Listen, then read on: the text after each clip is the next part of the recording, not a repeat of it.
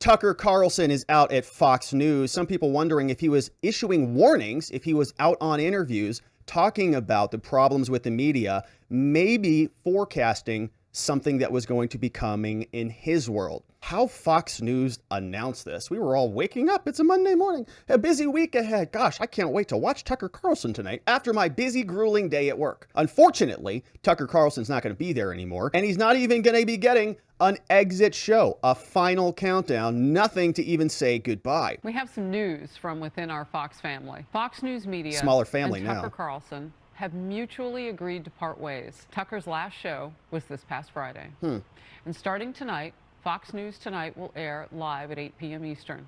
It will be an interim show with rotating Fox News personalities until a new host is named. We want to thank Tucker Carlson for his service to the network as a host and prior to that as a long-term contributor. That's it? No Tucker goodbye?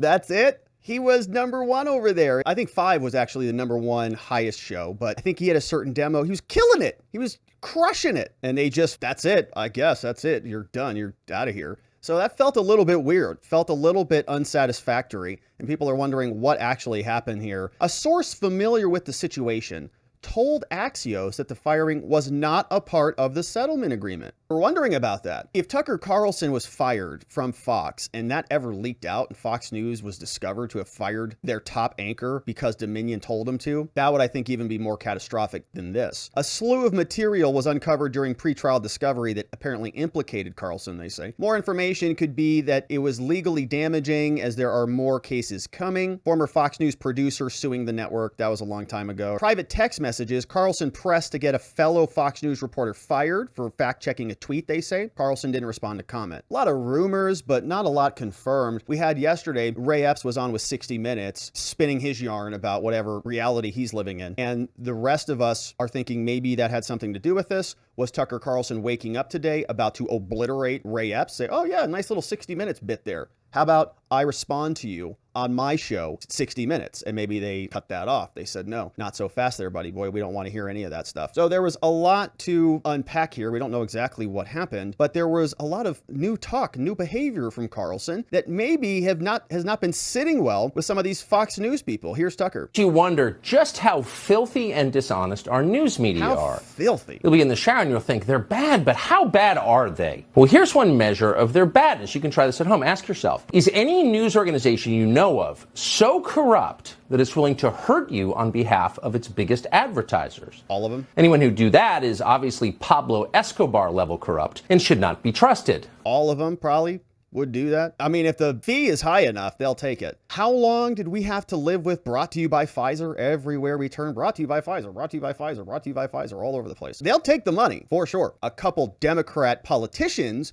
have been calling for the banning of Tucker Carlson. This was AOC on with Jen Psaki. You remember her. She left the White House as the former press secretary and went right into MSNBC because that's what they do. But here they are talking about the censorship and the censoring of a journalist. Jen Psaki happens to be a journalist, I think is what she's calling herself now. I don't know. But they are openly nodding and yucking it up like this is some kind of a joke to put Tucker Carlson off the air because he's offensive to AOC. Federal regulation in terms of what's allowed on air and what isn't. And when you look at what Tucker Carlson and some of these other folks on Fox do, it is very, very clearly incitement of violence. Very clearly incitement of violence. So anything you say is incitement of violence now. Do you see how quickly this little line in the sand moves? Goes from actual incitement, an imminent threat that is going to be actually acted upon would be an incitement to violence. You know, there's legal standards for this. Now, Tucker Carlson opining, sharing his opinion on his cable news station is now literal incitement of violence, according to this smooth brain.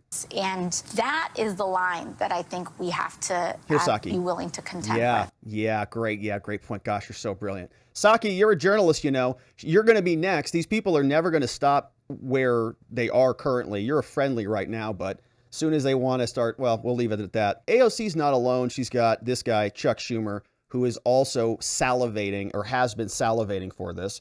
It's a scary thing to think about, are actual politicians calling for the censorship of journalists in America, but it's happening more and more frequently. If they are not outright calling for it openly in the halls of Congress or in little sit-down interviews with Jen Psaki, then they're doing it surreptitiously through the FBI and censorship and algorithmic changes, or they just deplatform you, just like they're trying to do now with Tucker Carlson. He got deplatformed from Fox News. These lies continue tonight. Rupert Murdoch, who has admitted they were lies and said he regretted it, has a special obligation to stop Tucker Carlson from going on tonight now that he's seen how he has perverted and slimed the truth, and from letting him go on again and again and again. Not because their views deserve such opprobrium, but because our democracy depends on it. Gosh, our democracy depends on censoring people, on obliviating them off of the airwaves. They don't like their arguments, which is why they try to remove them, because they can't compete with the arguments, quite frankly. If they could, they would offer better arguments, but they don't do that. They would rather just censor their political opponents and throw them off of the internet. In this case, Fox News is doing that with Tucker, and the question is why. Certainly more will be revealed. But over the last couple of months, Tucker Carlson has been exhibiting new behavior. You know, normally he's been kind of, my experience has been, he's been a closed individual, somebody who does his show, doesn't do a lot of interviews, and mostly keeps to himself, right? Produces his show, will occasionally go do speeches here and there, but is mostly a private person. And over the last couple months, Tucker Carlson has been doing podcasts, been doing interviews, been doing shows. He was on with the Redacted guys who do a great job. He was on with the Full Send podcast. He was speaking at Heritage. And I wanted to share a couple of these clips because it feels like Tucker is going through something, maybe, or he's just had enough of this current environment, this current media situation. And here he is. This is on the Full Send podcast, Tucker Carlson. This, of course, is on YouTube. This is a great interview if you want to listen to the full thing. Very fascinating to hear the other side of Tucker. But this was just a clip from them where Tucker is explaining how the media is working now and what it feels like to be inside. I've spent my whole life in the media. My dad was in the media. Like, that is a big part of the revelation that's changed my life, is the media are part of the control apparatus. Like, there's no, yeah, I know, because you're younger and smarter and you're like, yeah. But what if you're me and you spent your whole life in that world, and to look around and all of a sudden you're like, oh, wow. Not only are they part of the problem, but I spent most of my life being part of the problem, defending the Iraq war. Like, I actually did that. Can you imagine if you did that? Well, what do you think? What is one of your biggest regrets in your career? Oh, defending the Iraq war. That is it? Well, I've had a million regrets, not being more skeptical, calling people names when I should have listened to what they were saying. Look, when someone makes a claim, there's only one question that's important at the very beginning, which is the claim true or not?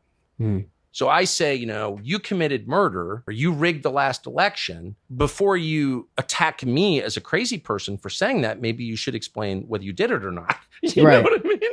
Yeah. And for too long, I participated in the culture where I was like, anyone who thinks outside these pre-prescribed lanes is crazy, is a conspiracy theorist. And I just really regret that. I'm ashamed that I did that. And partly it was age, partly it was the world that I grew up in. So when you look at me and you're like, yeah, of course they're part of the means of control, I'm like, that's obvious to you because you're 28, but I just didn't see it at all. And I'm ashamed of that. Isn't that what the media tries to do, though? It's their only purpose. Right. They're not here to inform you, really. Even on the big things that really matter, like the economy and war and COVID and like things that really matter that will affect you.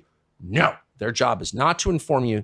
They are working for the small group of people who actually run the world. Oof. They're their servants. They're their Praetorian Guard. And we should treat them with maximum contempt because they have earned it. Maximum contempt because they have earned that. And certainly without meaning it, there's a bunch of people in Fox News. It's a giant organization that's a giant media conglomerate with a bunch of true believers in the media, with a bunch of people who were responsible for a bunch of those narratives, a bunch of people who drafted those memos and sent them out to all the anchors. This is what we're talking about today. These are what you can say. These are what you cannot say. He's been a part of it for the last however many years. And as COVID, I think, has emerged, many of us are realizing that a lot of what we just accepted to be true, a lot of the good faith that we attributed to other institutions out there, like our government, like our doctors, like the so-called scientists, all of this goodwill, this good faith sort of evaporated when it became obviously clear and abundantly clear. They don't give a crap about us at all. And the media has been essentially acting, as he said, as their Praetorian Guard, their little shield, their little buffer to massage the masses, to get everybody to do what they want to do, like put the mask on, lock yourself up, go get 35 pokes, whatever it takes in order to keep you compliant and dumb. And here, the people who break through, the people who speak truth, get slapped back down.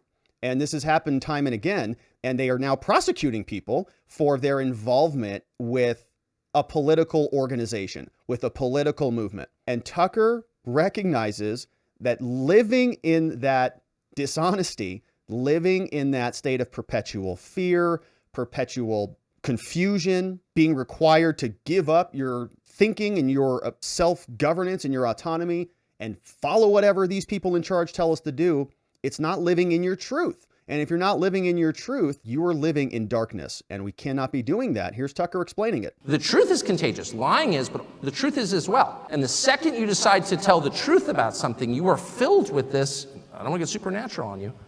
It's okay. But you are filled with this power from somewhere else. Try it. Tell the truth about something. You feel it every day. The more you tell the truth, the stronger you become. That's completely real. It's measurable in the way that you feel. And of course, the opposite is also true. The more you lie, the weaker and more terrified you become. We all know that feeling. You lie about something and all of a sudden you're a prisoner of that lie. You are diminished by it. You are weak and afraid. Drug and alcohol use is the same way. It makes you weak and afraid. But you look around and you see these people, and some of them really have paid a heavy price for telling the truth. And they are cast out of their groups, whatever those groups are, but they do it anyway. They are cast out. A lot of people have been cast out. A lot of people have been cast out of their businesses, out of their families. A lot of people out of their political organizations. People have been thrown out of their professions. People have lost everything. People have been thrown out of different online platforms. Presidents have been thrown off the internet. Now Tucker Carlson is being thrown out of Fox News. And the question is why? And the question is, does it relate to this new, what feels like to be this awakening, or this becoming tired and becoming sick of being tired and becoming sick and tired of being sick and tired with the media, and going to be taking some time to disconnect, refocus, and hopefully reemerge with a power level only increased. Hopefully we see that. Now, this was the final clip from Tucker Carlson. On Friday night, the final segment of the Tucker Carlson show, one of the most impactful shows in the history of the country, one of the most profound, I think, leaders in this space, somebody who's held the door open for many other people, somebody who's taken arrows for years so that smaller creators like me and many others can have a crack at it, can even just have a bit of argument in this space. He holds the door, he holds the zone, and he allows other people to participate in the conversation. And so wherever Tucker Carlson lands, we'll be supporting him because he's a man of character and integrity, and he's fighting on the right side of freedom. This is the final segment from Tucker. Tonight, we interviewed a heroic pizza delivery man called Tyler Morrell, and ever conscious of the opportunity to use our job to get free food, we thought we'd like to taste your pizza. Tyler Morrell joins us in studio. He will deliver literally anywhere. Tyler, it is so great to meet you in person. A couple Coco's pies. So these are from Coco's, established 1978. Everybody loves Coco's pizza. That's right. Where's Coco's base? All right, now we're going to watch this, but look, he's opening these pizzas up, and you know Tucker's looking for something, okay? He's looking for something, and he's going to tell us what kind of pizza he likes. So I'll be curious what you think about these topping selections. I think you know what my opinion is, but let's listen. Watch. Everybody loves Coco's pizza. That's right. Where's Coco's base? Aston, Pennsylvania, and Delaware County. Delaware County, best part of the state. I think we have a special cheese pies. We have a special pie for you here. Okay. Here's Tucker's pie. So I am, as you can likely tell, a pizza aficionado. I was a pizza delivery boy for 2 years. Is it warm at all? Yeah, it's totally warm. These warmers are just like one of the great wonders of science.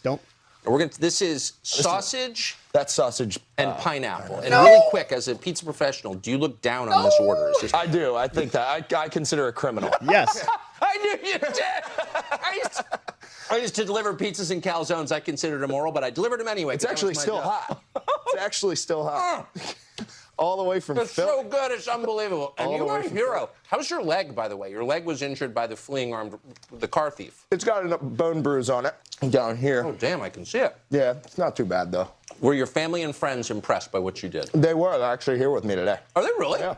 I'm going to go once I've stuffed myself on your pineapple and sausage. And you're right, it is a disgusting order, but I have no shame. I'm going to go meet the... Oh, there they are!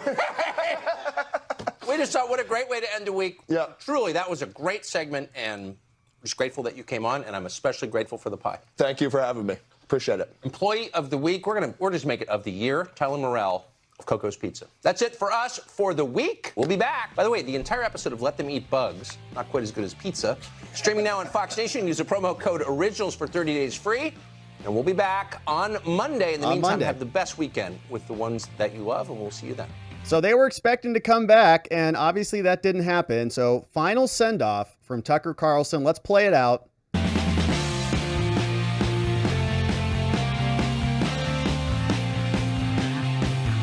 Well, that was it for the Tucker Carlson show. And so, my friends, cheers to Tucker Carlson. Cheers, my friends, to Tucker Carlson. It was a hell of a run.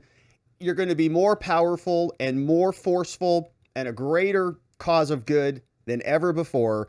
Cheers to Tucker Carlson on an amazing run. We'll be waiting for you wherever you land, my friend. Cheers. Tucker Carlson's going to be great, baby. And he's going to be back and stronger than ever. We'll continue to follow. Thanks for subscribing, my friends. Thanks for joining along as we continue to cover this. We'll look forward to seeing you on the next one.